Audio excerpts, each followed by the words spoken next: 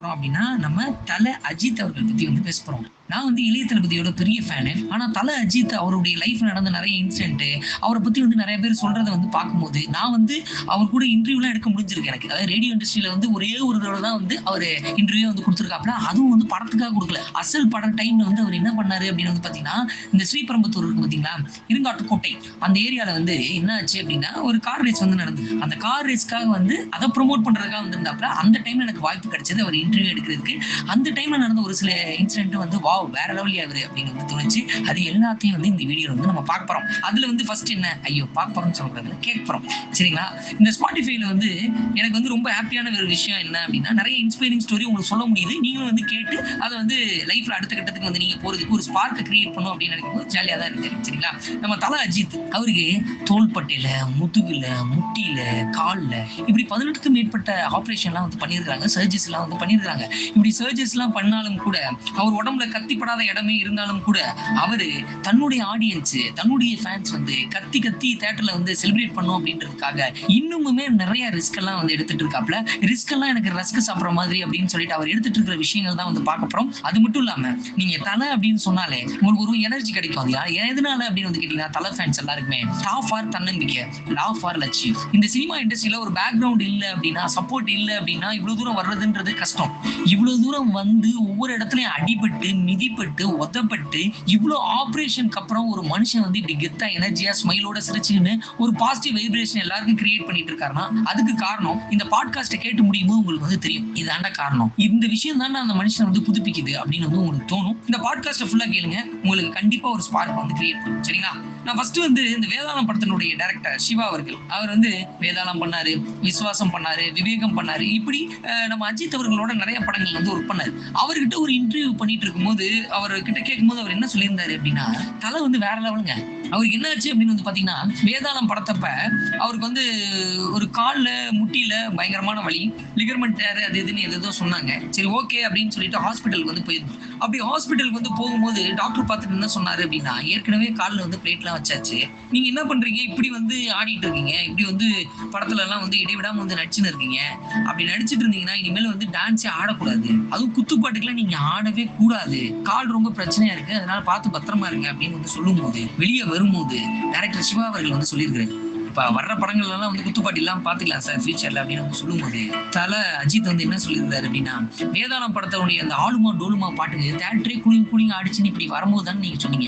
அப்படி இருக்கும்போது எப்படி என் ஃபேன்ஸ்க்காக நான் பண்ணி தான் ஆகணும். எல்லாம் சரியாயிரும். கம்பேக் ஆயிருவேன். ஸோ நெக்ஸ்ட் மூவில நீங்க என்ன பண்ணுங்க, இந்த இப்போ ஒரு ஆபரேஷன் சொல்லியிருக்காங்க. இந்த ஆபரேஷனை பண்ணிடுவோம். பண்ணி முடிச்சுட்டு நெக்ஸ்ட் மூவி நம்ம என்ன பண்றோம்னா ஒரு ஃபைட் சீக்வன்ஸ்லாம் பிரம்மாண்டமா வைப்போம் அப்படின்னு சொல்லிட்டு விவேகம் படத்துக்காக சொல்லியிருக்காரு. அதுக்கப்புறம் நீங்க லைஃப்ல ஆடவே கூடாது அப்படின்னு சொன்னாலும் கூட, விஸ்வாசம் படத்துல தன்னோட ஃபேன்ஸ்க்காக அடிச்சு தூக்கு அப்படின்னு சொல்லிட்டு ஒரு பாட்டுக்கு வந்து வேற லெவல்ல வந்து ஆடி இருப்பாரு. இதுக்கு எல்லாருக்கும் பின்னாடி என்ன இருக்கு அப்படின்னு வந்து கேட்டீங்கன்னா, தன்னுடைய ஒர்க்ல ஒரு ஏதாவது வந்து ஃபேன்ஸ்க்காக பண்ணணும் அப்படின்றத தாண்டி எப்பயுமே தல அஜித் அவர்களுக்கு வந்து தான் மேல இருக்கக்கூடிய கான்ஃபிடன்ஸ் இருக்கு பாத்தீங்களா, அந்த கான்ஃபிடன்ஸ் வந்து 100 மடங்கு 1000 மடங்கு அதிகம். அந்த கான்ஃபிடன்ஸ் இருக்கிறதுனாலதான், அந்த கான்ஃபிடன்ஸ் பிடிக்கிறதுனாலதான் இன்னைக்கு வந்து இவ்வளவு பெரிய ஃபேன்ஸ் வந்து தலைக்கு வந்து இருக்காங்க அப்படின்றது ரொம்ப முக்கியமான ஒரு விஷயம். மொயின் அலி வந்து சமீபத்துல ரிட்டையர் ஆயிட்டாப்ல டெஸ்ட் மேட்ச்ல இருந்து. டெஸ்ட் மேட்ச்ல இருந்து ரிட்டையர் ஆன உடனே உங்களுக்கு வந்து நீங்க இந்தியன் டீமை பத்தி என்ன நினைக்கிறீங்க அப்படின்றதெல்லாம் சொல்லும்போது இந்தியன் டீமை பத்தி பேசியிருக்காரு, ரசிகர்களை பத்தி பேசியிருக்காரு. அப்படி ரசிகர்கள் எல்லாம் பத்தி பேசும்போது உங்களுக்கு இந்திய ரசிகர்கள்ட்ட பிடிச்ச விஷயம் என்ன அப்படின்னு வந்து பேசும்போது அப்படியே பேசிட்டே இருக்கும்போது சென்னை ரசிகர்கள் பத்தி பேசிட்டு இருக்கும்போது எனக்கு மறக்க முடியாதது சென்னை ரசிகர்கள் கிட்ட சிஎஸ்கே பத்தி கேட்பாங்கல்ல, அவர் சிஎஸ்கேல இருக்கனால எனக்கு மறக்க முடியாத சென்னை ரசிகர்கள் கிட்ட வந்து பாத்தீங்கன்னா இந்த ஐபிஎல் வந்து சென்னையில் நடக்காது எனக்கு வருத்தம் தான். ஏன்னா சென்னை மக்கள் வந்து ரொம்ப வித்தியாசமானவங்க. நான் சென்னையில வந்து இந்தியாவுக்கும் இங்கிலாந்துக்கும் இடையில வந்து டெஸ்ட் மேட்ச் வந்து ஆடிட்டு இருக்கும்போது என்னை பார்த்து ஒரு கேள்வி கேட்டாங்க. வலிமை அப்டேட் எப்போ வரும் அப்படின்னு சொல்லிட்டு கேட்டாங்க. எனக்கு கேட்ட உடனே அப்படியே ஒரு மாதிரி சிரிப்பு வந்துச்சு. அது என்னன்னே எனக்கு தெரியல. என்ன பார்த்து என்ன வலிமை அப்டேட் கேட்கறாங்க. அதுக்கப்புறம் தான் தல அஜித் யாரு அப்படின்னு வந்து தெரிஞ்சது. ஒரு ஆக்டருக்கு வந்து இவ்வளவு ஃபேன் இருப்பாங்களா, இவ்வளவு ஒரு கிரிக்கெட் பிளேயர் கிட்ட வந்து கேட்பாங்களா அப்படின்ற அளவுக்கு வந்து எனக்கு தோணுச்சு. அதுக்கப்புறம் நான் வந்து தல அஜித்தோட படம் எல்லாம் பார்த்தேன் அப்படின்ற மாதிரி சொல்லியிருப்பாப்ல. சோ இந்த அளவுக்கு அவருடைய புகழ், இந்த வலிமை அப்டேட்ன்ற ஒரு விஷயம் சிஎம் கிட்ட கேட்டாங்க, எல்லார்கிட்டையும் கேட்டாங்க, ஃபுட்பால் கிரவுண்ட்ல கேட்டாங்க, எல்லா இடத்துலயும் கேட்கிற எடுக்கிறதுக்கு காரணமா என்ன இருந்ததுன்னா, தலைய அவ்வளோ பிடிக்கும். தலையுடைய தன்னம்பிக்கை எல்லாருக்குமே வந்து பிடிக்கும். ஸோ தலையுடைய தன்னம்பிக்கை எந்த அளவுக்கு இருந்திருக்கு அப்படின்ற விஷயத்த தான் இந்த வீடியோல வந்து நம்ம வந்து பார்க்க போறோம். சரிங்களா? தல வந்து அவருக்கு வந்து சினிமால நடிக்கணும், மாடலிங் பண்ணணும் அப்படின்ற ஆசைகள்லாம் வந்து இருக்கும்போது, அவருடைய ஃப்ரெண்ட போய் பார்த்திருக்காப்ல. அவர் ஃப்ரெண்ட் என்ன சொல்லியிருக்கிறாருன்னா, இப்படி ஒரு ஆள் இருக்கிறாப்ல, அவரு டைரக்ஷன் பண்றாரு. அவர போய் பாரு அப்படின்னு சொல்லும்போது, அவர போய் பார்த்தோனே அவர் என்ன பண்ணியிருக்காரு, நீங்க வந்து இந்த கேரக்டர் நடிங்க அப்படின்னு சொல்லிட்டு, அவரு டைரக்ஷன் பண்ணிட்டு இருக்கிற படத்துல வந்து ஒரு கேரக்டர் வந்து குடுத்திருக்காப்ல. அந்த கேரக்டர் கேட்டிருக்கிறாப்ல தல அஜித் அவர்கள். கேட்டுட்டு அமராவதிலாம் நடிக்கிறதுக்கு முன்னாடி, சரிங்களா, படமே பண்ணல. பிரேம புத்தகம்னு ஒரு படம், தெலுங்கு படம் தான் ஃபர்ஸ்ட் படம். அதுக்கு முன்னாடி வாய்ப்பு தேடிட்டு இருக்கும்போது கேட்கும்போது அந்த ஸ்கிரிப்டை பார்த்துட்டு அந்த பர்டிகுலர் கேரக்டரை வந்து பார்த்துட்டு எனக்கு வந்து இந்த கேரக்டர் செட் ஆகுமான்னு தெரியல, ஏன்னா ப்ராமிசிங்கா இல்லை அந்த கேரக்டர். அதனால அவர் என்ன சொல்லியிருக்காருன்னா, நான் இது பண்ணல அப்படின்னு சொல்லும்போது அந்த டேரக்டர் என்ன சொல்லியிருக்காருன்னா, நீ ஒல்லியா இருக்க, மீசை கூட ஒழுங்கா வளரல, உனக்கு இந்த கேரக்டர் கொடுக்கறதே பெருசு, அவங்க சொன்னாங்கன்றது தான் நான் உனக்கு வந்து கொடுத்தேன், நீ எல்லாம் சீரியல்ல நடிக்க கூட லாய்க்கு இல்லை அப்படின்னு சொல்லிட்டு அனுப்பியிருக்காரு அந்த டேரக்டர். அந்த டேரக்டர் சொல்லி அனுப்பி இன்னைக்கு வந்து தல அஜித் எந்த உயரத்துல இருக்காரு. அந்த டேரக்டர் வந்து யாருன்னு நான் சொல்ல விரும்பல, வேற சொல்ல விரும்பல, ஆனா அந்த டேரக்டர் வந்து காணாமலே போயிட்டாரு. இவ்வளவு திமுறா எல்லாருக்கும் முன்னாடி வந்து அசிங்கப்படுத்துறதுனால அதுக்கப்புறம் அந்த டேரக்டர் தல அஜித் அவர்களை மீட் பண்ணவே முடியல. ஏன்னா இவருக்கு என்ன மனசுக்குள்ள தோணுச்சு அப்படின்னா, கான்பிடண்டா நான் வந்து ஜெயிச்சிருவேன், என்னைய வந்து நீங்க வந்து சீரியல்ல கூட நடிக்க லாய்க்கலன்னு எல்லாரும் முன்னாடி அசிங்கப்படுத்தி அனுப்பிட்டீங்க, நான் சினிமால பெரிய ஸ்டார் ஆறேன், அதுக்கு முயற்சி பண்றேன் அப்படின்னு சொல்லிட்டு முயற்சி பண்ண ஆரம்பிச்சாரு. பிசி ஸ்ரீராம் வந்து இவரை பாக்குறாரு ஒரு இடத்துல ஆடிஷன், ரொம்ப நல்லா இருக்கீங்க அப்படின்னு சொல்லிட்டு மணிரத்னம் ப்ரொடக்ஷன்ல நடிக்கிறதுக்கான ஒரு வாய்ப்பு, மணிரத்னம் ப்ரொடக்ஷன் அவரோட டைரக்ஷன் இல்ல, அப்ப வாய்ப்பு கிடைக்குது. ஒரு சினிமா ஃபீல்டுன்றது என்னன்னே தெரியாது, மணிரத்னம் சாரோடைய ப்ரொடக்ஷன் அடிக்க போறோம் அப்படின்னு சொல்லிட்டு சந்தோஷமா இருக்கும்போது எல்லார்கிட்டையும் சொல்லிடுறாரு, ஃப்ரெண்ட்ஸ் கிட்ட, சொந்த பந்தம் எல்லார்கிட்டையும் சொல்லிடுறாப்ல. எல்லார்கிட்டையும் சொன்னதுக்கு அப்புறம் அவருக்கு வந்து அந்த வாய்ப்பு வந்து கை நழுவி போயிடுது. யோசிச்சு பாருங்களேன், ஒரு வாய்ப்பு வந்து கிடைச்சி அது நம்ம கையை விட்டு போச்சுன்னா, எல்லார்கிட்டையும் சொன்னதுக்கு அப்புறம் கையை விட்டு போச்சுன்னா அதுல இருக்கிற பெயின் இருக்கு பாத்தீங்களா, ரொம்ப கொடுமையான பெயினுங்க.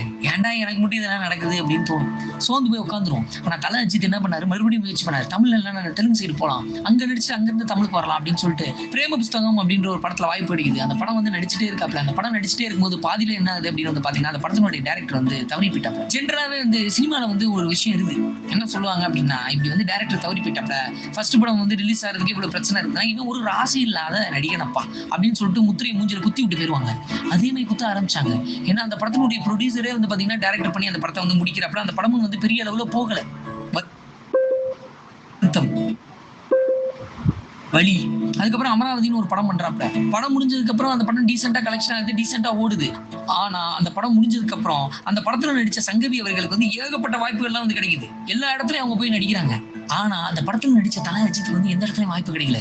எல்லாரும் கேட்டிருப்பாங்கல்ல, ஏப்பா உன் கூட நடிச்ச பொண்ணு, அந்த பொண்ணு இவ்வளவு வாய்ப்பு எல்லாம் கிடைச்சிருந்தது, உனக்கு கிடைக்கலையே அப்படின்னு சொல்லிட்டு நார்மலா மீடியால நாக்குல பல்ல போட்டு பேசுறது அப்படின்றது சாதாரணமா நடக்கும். அந்த மாதிரி தான் வந்து நடக்குது. அதுக்கப்புறமா அவருக்கு வந்து என்ன பண்ணாருன்னா, என்னடா இது நமக்கு சினிமால முயற்சி பண்ணிட்டே இருக்கோம், நடக்க மாட்டேது எதுவுமே அப்படின்னு சொல்லிட்டு ரேஸ் பக்கமும் கான்சென்ட்ரேஷன் பண்றாரு. அப்படி ரேஸ் பக்கம் கான்சென்ட்ரேஷன் பண்ணிட்டு இருக்கும் போது ஒரு ஆக்சிடென்ட்ல முதுகுல மிகப்பெரிய அடி, படுத்த படுக்கையா ஆயிடுறாப்ல.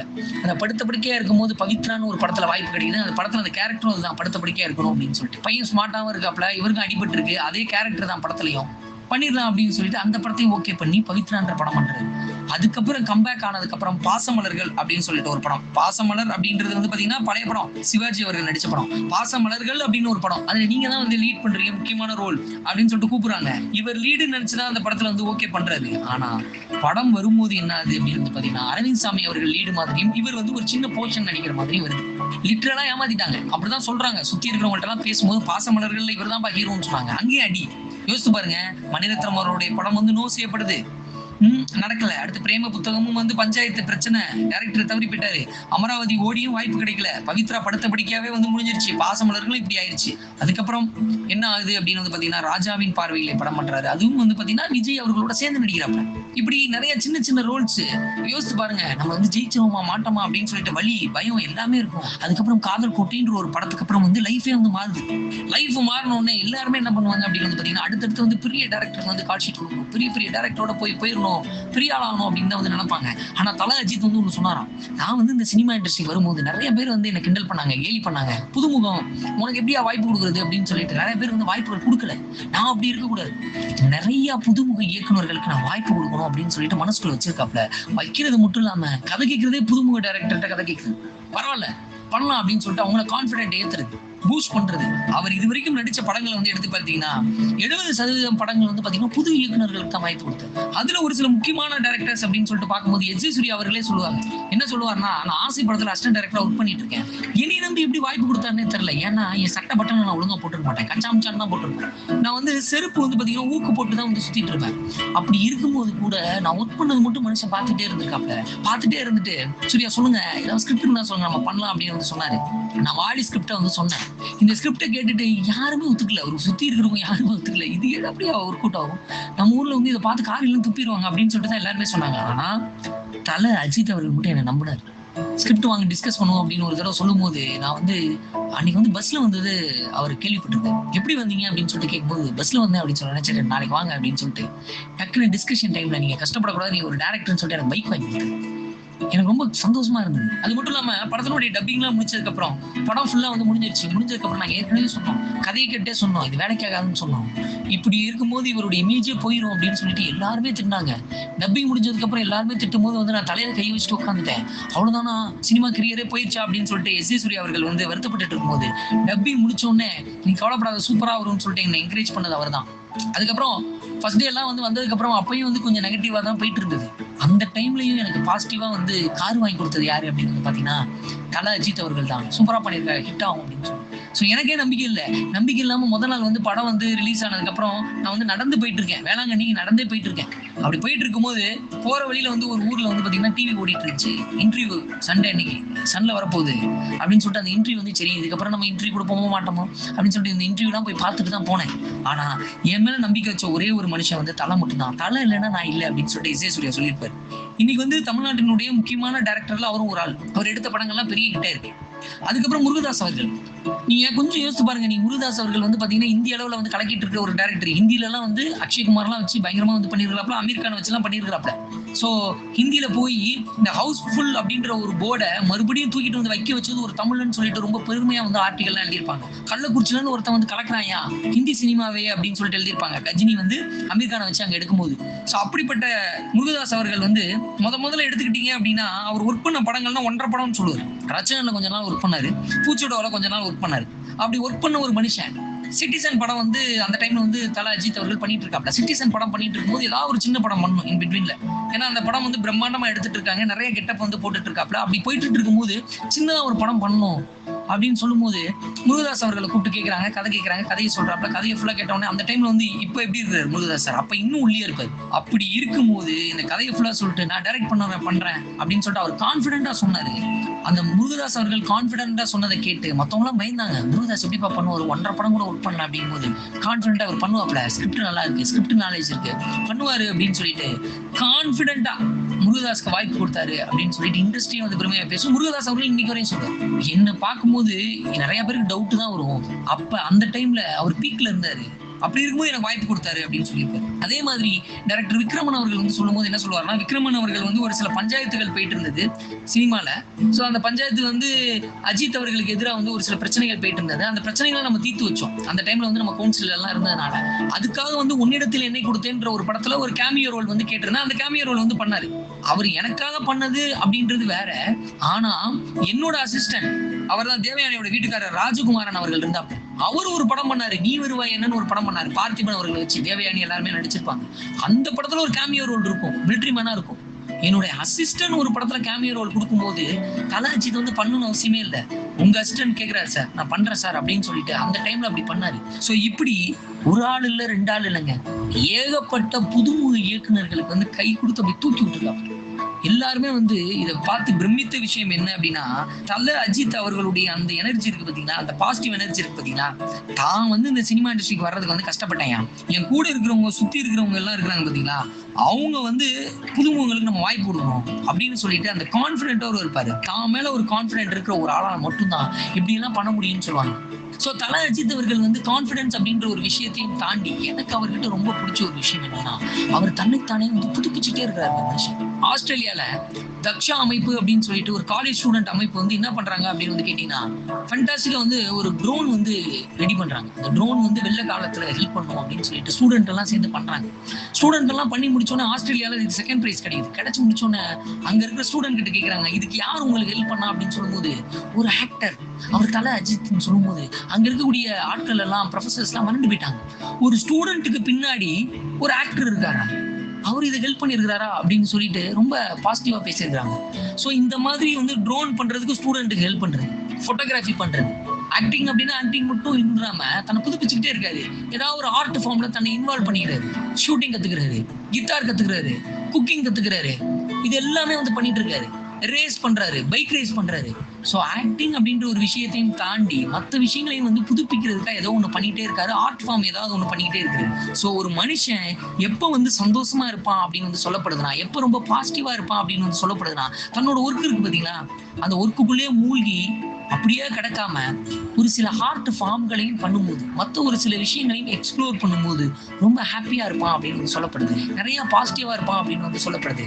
அந்த விஷயத்த தெரிஞ்சோ தெரியாமலோ தல அஜித் அவர்கள் வந்து பண்ணிட்டு இருக்கிறப்ப, இதே மாதிரி நம்மளும் பாசிட்டிவா எனர்ஜியா இருக்கணும் அப்படின்னா கண்டிப்பா நிச்சயமா இந்த மாதிரியான எக்ஸ்ட்ரா ஒரு சில ஆர்ட் ஃபார்மை வந்து எக்ஸ்ப்ளோர் பண்ணணும் அப்படின்றது தான் இந்த பாட்காஸ்ட்